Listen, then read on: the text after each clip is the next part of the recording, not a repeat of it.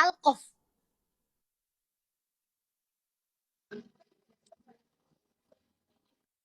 حبيبتي سميحة dhegeyso حبيبتي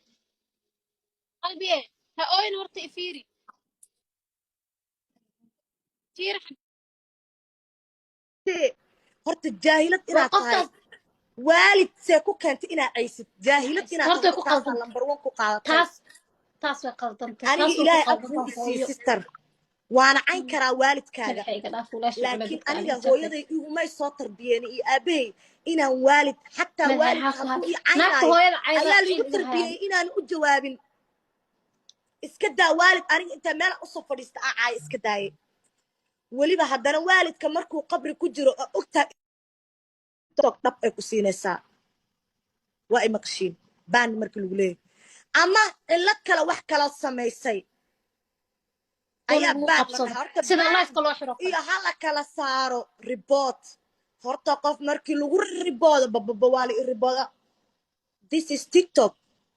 video yariisoo soo dhigtayoo wax yar qalad mise mindi mise dhiig ay arkeen community guide-ka lagu diraayaa aa lagu leeyahay videogaaga dhan maxay ahayd waa lagu dhagaa dhakab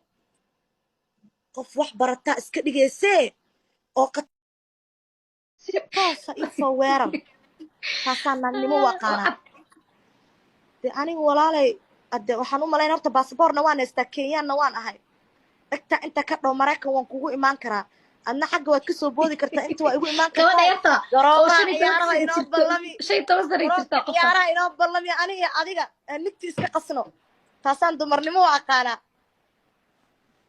maanta maraykanna waan joogaa baan iyo ribootna ma kala saari kari waa hadee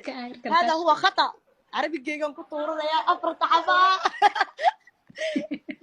santus maraykanna waan joogaa aniga soo leedahe